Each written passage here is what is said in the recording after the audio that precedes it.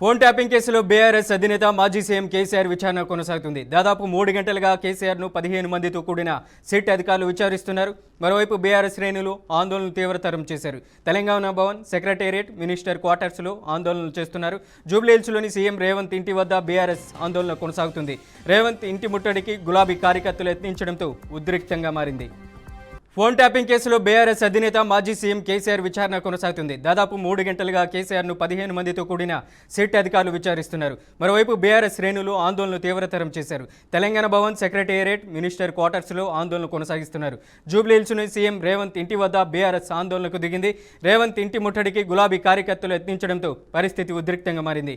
ఇదే అంశానికి సంబంధించి మరింత సమాచారం అందించడానికి లైవ్లో మా ప్రతినిధి రామకృష్ణ ఉన్నారు. రామకృష్ణ, కేసీఆర్ విచారణ ఇంకా ఏ సమయం వరకు కొనసాగించే అవకాశం ఉంది? ఏంటి అప్డేట్? మనోజ్, ఏదైతే బీఆర్ఎస్ పార్టీ అధినేత మాజీ ముఖ్యమంత్రి కేసీఆర్ విచారణ 3 గంటలకి స్టార్ట్ అయింది. ఎగ్జాక్ట్గా 3 గంటలకి సిట్ అధికారులు కేసీఆర్ నివాసానికి నందినగర్లో చేరుకున్నారు.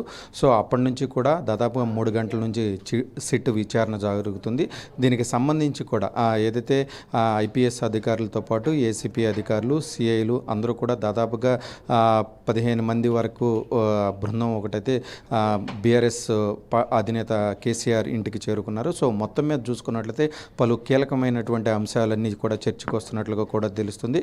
ఏదైతే సిట్ దీనికి సంబంధించి కొన్ని కీలక క్వశ్చన్లు అయితే రెడీ చేసుకున్నారు. సో అవన్నీ కూడా ఏదైతే ఇప్పటి వరకు దాదాపుగా 600 పైగా దీనికి సంబంధించి కూడా వాంగ్మూలాలు సిట్టు సేకరించింది. అవన్నీ కూడా ఏదైతే సిట్టు ఏదైతే పెద్ద ఆయన అని కొన్ని పేర్లు వచ్చినాయి, కేసీఆర్ చేయమన్నాడు అని చెప్పేసి కొంతమంది ఏదైతే అప్పుడు ఎస్ఐబిలో పనిచేసినటువంటి ప్రణీత్రావు కావచ్చు, భుజంగరావు కావచ్చు, రాధాకృష్ణరావు టాస్క్ ఫోర్స్ అప్పుడు దీనికి ఉన్నప్పుడు రాధాకృష్ణరావు కావచ్చు. సో వీళ్ళంతా ఏదైతే అధికారులు కొంత కీలకంగా ఎస్ఐబి చీఫ్గా పనిచేసినటువంటి ప్రభాకర్ రావు, వీళ్ళంతా కూడా కొంతమంది కేసీఆర్ పేరు చెప్పినట్టుగా ఉంది. సో దానికి అనుగుణంగానే సిట్ అధికారులు క్వశ్చన్ అంతా కూడా ప్రిపేర్ చేసుకున్నారు. సో దానికి అనుగుణంగానే కేసీఆర్ సంబంధించి క్వశ్చన్లన్నీ కూడా అడుగుతున్నట్లుగా కూడా తెలుస్తుంది. సో మొత్తం మీద ఈ సిట్ ఎంక్వైరీ అనేది మాత్రం మరికొద్దిసేపు జరిగే అవకాశం ఉన్నట్లుగా కూడా తెలుస్తుంది.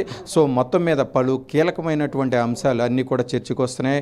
ఏదైతే మునుగోడు బై ఎలక్షన్ కావచ్చు, సాధారణ ఎన్నికలు 2023 ముందు ఏదైతే కొన్ని ఫోన్ ట్యాపింగ్కి సంబంధించి వార్ రూములు ఏర్పాటు చేశారు, ఇవన్నీ కూడా చాలా డేటా ఏదైతే సిట్ దగ్గర ఉంది. సో దానికి అనుగుణంగా కొన్ని క్వశ్చన్లు అయితే అడుగుతారని చెప్పేసి బయట కూడా చాలా ప్రచారం జరుగుతుంది. సో దానికి అనుగుణంగానే సిట్ కూడా దానికి సంబంధించి కొన్ని క్వశ్చన్లు అయితే ప్రిపేర్ చేసుకున్నారు. సో మొత్తం మీద చూసుకున్నట్లయితే దీనికి సంబంధించి 2వ ఛార్జ్ షీట్ దాఖలు చేయాలని సిట్ కొంత ఏదైతే సిపి సజ్జనార్ నేతృత్వంలో కొత్త సిట్ ఏర్పడిన తర్వాత కొంత రాజకీయ నాయకులకు విచారణ అనేది దూకుడు పెంచారని చెప్పుకోవచ్చు. సో మొత్తం మీద ఏదైతే సుప్రీంకోర్టులో దీనికి సంబంధించి 2వ ఛార్జ్ షీట్లు దాఖలు చేయాల్సిన ఉన్నప్పుడు కేసీఆర్ సంబంధించి కొంత ఇన్ఫర్మేషన్ అయితే సిట్ అధికారులు గ్యాదర్ చేయాల్సి ఉంటుంది. సో దానికి అనుగుణంగానే ఈరోజు సిట్ మొత్తం కూడా అడుగుతున్న పరిస్థితి అయితే మనం చూసాం. మెయిన్గా దీనికి సంబంధించి బీఆర్ఎస్ శ్రేణులు మొత్తం కూడా ఏదైతే కేటీఆర్ పిలుపునిచ్చిన నేపథ్యంలో అక్కడక్కడ చిన్న చిన్న సంఘటనలు అయితే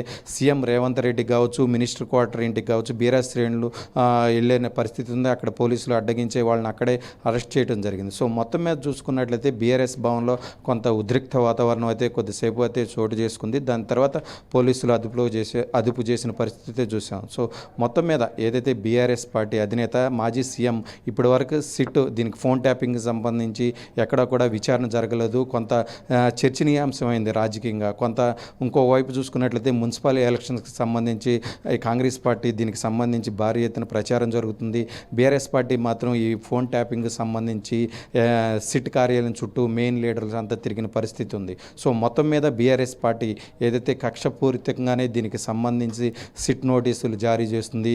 ఈ సిట్ నోటీసులు దాదాపుగా 2 సంవత్సరాలను దీన్ని సాగదీస్తున్నారు. ఇప్పటి వరకు ఒక కొలిక్కి రాలేదు అని చెప్పేసి బీఆర్ఎస్ పార్టీ శ్రేణులు అయితే చెప్పిన పరిస్థితి అయితే చూసాం. సో మొత్తం మీద సిట్ మాజీ ముఖ్యమంత్రి కేసీఆర్ మాత్రం సిట్ ఎంక్వైరీ అనేది కొంత 1 గంట వరకు జరిగే అవకాశం అయితే కనిపిస్తుంది. మనోజ్, రామకృష్ణ, అలాగే నందినగర్లో సీఎం కేసీఆర్ ఏదైతే విచారణకు ఎదుర్కొన్నారో అక్కడ విచారిస్తున్నారు. ఈ విచారణ పూర్తి కాగానే కేసీఆర్ మీడియాతో మాట్లాడేటువంటి అవకాశం ఏమైనా ఉందా? దీనికి సంబంధించి అయితే కొంత ఇన్ఫర్మేషన్ అయితే ఇంకా రావాల్సి ఉంది. మెయిన్గా ఏదైతే కేసీఆర్ నందీనగర్లో సొంత ఇంట్లో విచారిస్తున్నారో, ఏదైతే సెకండ్ ఫ్లోర్లో ఒక రూమ్లో విచారిస్తున్నారో, ఆ రూమ్లో కొంత కేసీఆర్ కూడా సెంటిమెంట్గా ఉంటుంది. ఎందుకంటే అదే రూమ్లో ఉండి తెలంగాణ ఉద్యమంలో పలు కీలకమైన అంశాలు కూడా చర్చించారు. అదే రూమ్లో కొన్ని దీనికి సంబంధించి ముఖ్యమంత్రిగా అయిన తర్వాత కూడా కొన్ని డెసిషన్స్ తీసుకున్నారు. సో ఆ రూమ్ అనేది కేసీఆర్ సెంటిమెంటు. అలాంటి రూమ్లో కూర్చుని మళ్ళా సిట్ ఎంక్వైరీ చేస్తున్నారు అన్న టైంలో కొంత భావోద్వేగానికి కూడా లోనైనట్టుగా కొంత మీడియాకి సంబంధించి లీకులు కూడా వచ్చిన పరిస్థితి. సో ఏదైతే ఇప్పుడు కేసీఆర్ని విచారిస్తున్నారో ఆ రూమ్ కేసీఆర్కి చాలా సెంటిమెంటు. తెలంగాణ ఉద్యమంలో టైంలో కూడా కేసీఆర్ అక్కడే కూర్చొని ఉద్యమకాచరణ కావచ్చు, ముఖ్యమంత్రి అయిన తర్వాత కూడా పలు కీలకమైనటువంటి అంశాలు కావచ్చు, వాటన్నిటి గురించి కూడా అక్కడే కూర్చొని చర్చించారు. సో సిట్ కూడా ఈరోజు అదే రూమ్లో సిట్ ఎంక్వైరీ కూడా నడుస్తున్న నేపథ్యం అయితే చూసాము. Right Ramakrishna, thank you for the update.